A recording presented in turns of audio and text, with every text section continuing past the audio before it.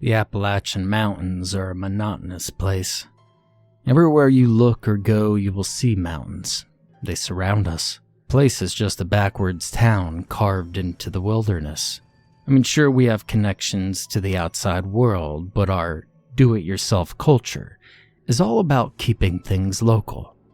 We rely on no one when things get rough, and we generally do things our own way. This is all to say that though we aren't isolated, it sure feels that way. Now, before I get started, I should probably introduce myself, so please excuse my poor manners. I'm not much of a writer. My name is John, I'm 22. I've been going to community college for the last 2 years. Got kind of a late start with my education. I'm an average enough guy to look at. I've got a job, a car, a girlfriend, and I think I'm not too stupid. Living here is extremely boring though, and there's nothing to do aside from the excess of drugs and the loose women. I don't partake of either. I prefer to make my own fun. My friends and I are exceptionally good at this. We like to explore the wilderness, especially the abandoned mines. In fact, it was the summer of '09 when our most strange and tragic expedition took place. In 2007, there was a strange murder that took place in Pikeville, which is only around 30 miles away. The victim was found at City Park, apparently dumped there by the killer. His head, however, was found near the steps of City Hall. I'm told it was impaled on the fence.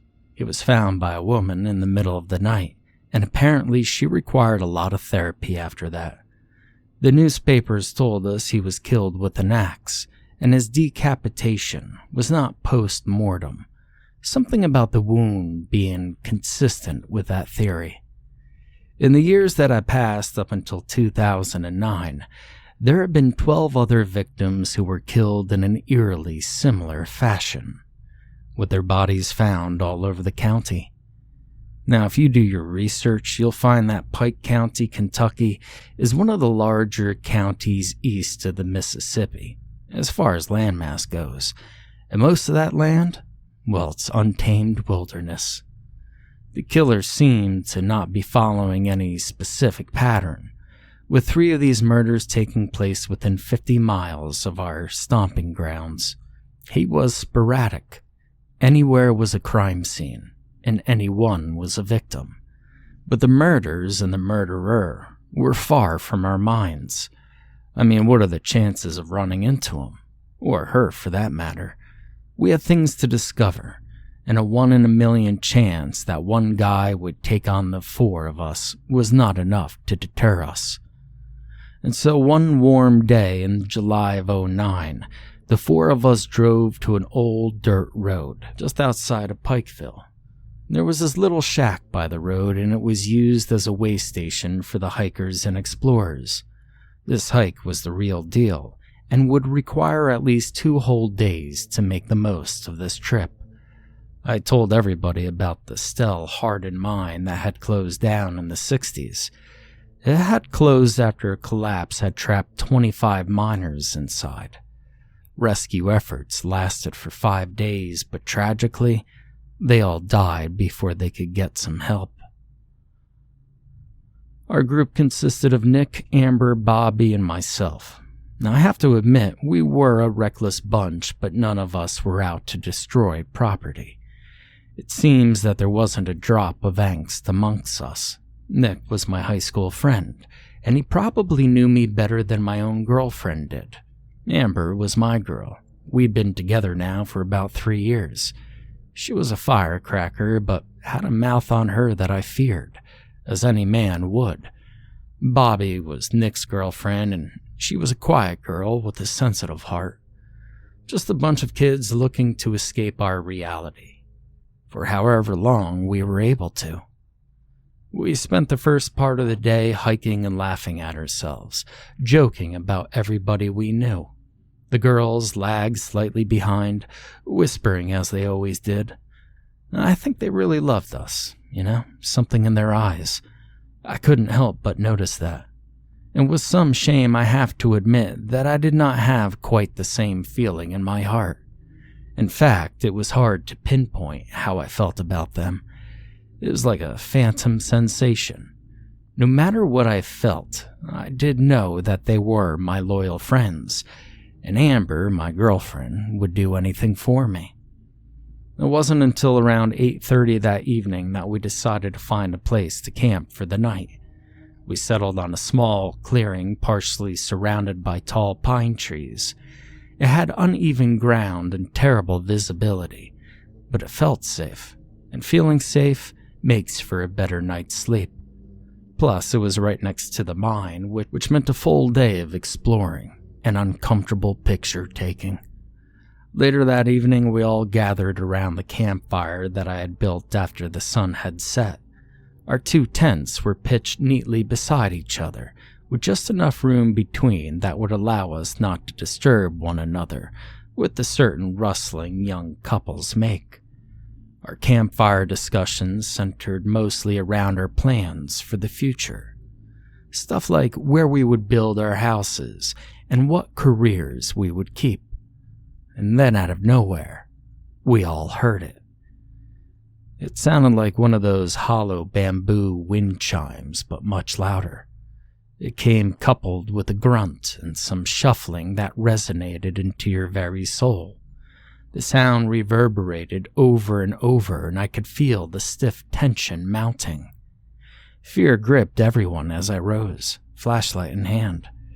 Amber yelled after me in a very hushed tone to come back to the fire that, whatever it was, sounded angry. But I kept going. I know this sound.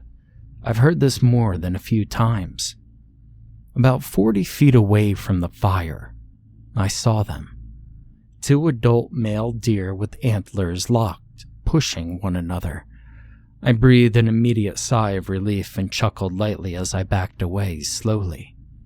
Deer, you see, well, bucks mostly, they like to fight. 2 bucks will lock antlers and fight relentlessly. It's a mating thing. Some bucks even die doing this. The sound it makes is actually a pleasant one if you'd never heard it, and I've simulated it many times myself while hunting with my brother. It attracts some and it repels others.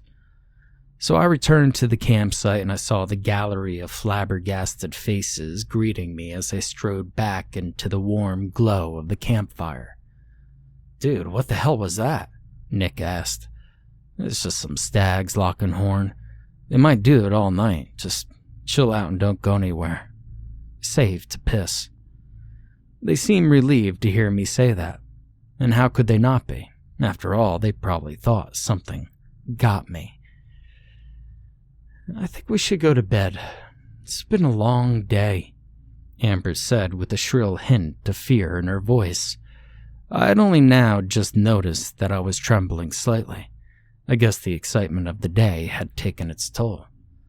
I agreed that we could all go to bed since I was sure everybody was getting tired and I didn't want them up all night. I did insist, however, that I get a chance to tell one scary story.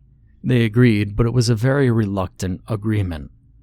I started the story as cheesy as I could, with a group of young teens wandering the forest. I set the tone very over-the-top generic Hollywood.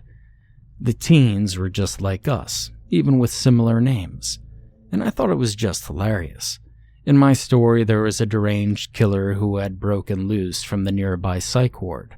He stalked the young group and picked them off one by one.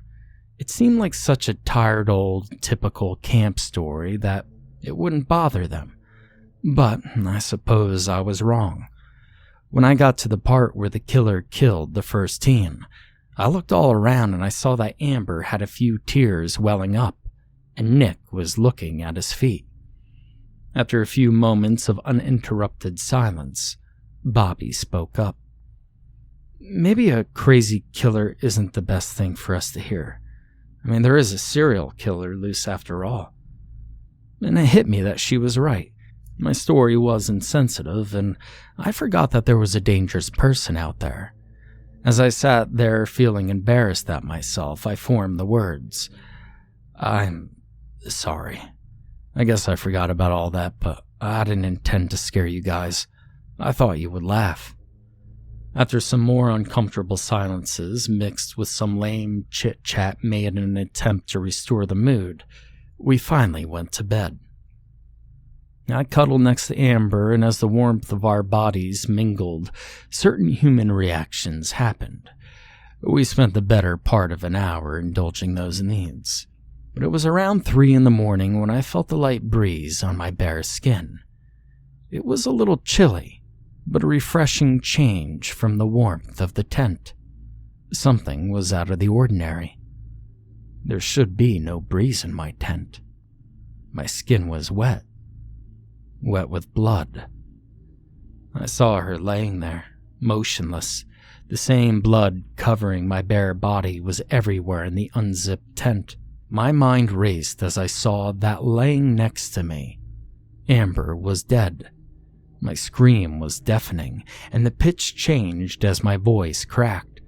I started to hyperventilate as I crawled from the blood-soaked tent, and I kept screaming right as Nick and Bobby rushed out of their tent, dressing partially as they did so. Nick tripped trying to pull his boxers up. Everyone looked into the tent and they both repelled at the gruesome sight inside. Bobby actually vomited. Fear was awash in their faces. My veins were no longer pumping blood, but rather a cocktail mixture of adrenaline and battery acid. I couldn't breathe.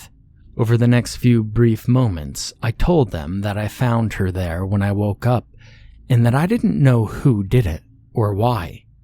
I did this between shaky breaths. Nick said the wounds looked like someone killed her with an axe. Kind of a strange thing to say. A few stray noises in the night were enough to set all hairs on edge, and rather unfortunate for us, our fire was out. We panicked. Screams of "what now" and "oh God" filled the air. It was unanimous that we could not stay here, so with much reluctance in my tone, I suggested we run to the nearby mines so we wouldn't be so exposed. I was immediately hit with resistance. It was our only real option, though. No one wanted to go, and I couldn't blame them, but the truth was that out in the open, we were sitting ducks. There was so much fear in the air, and I was shaking.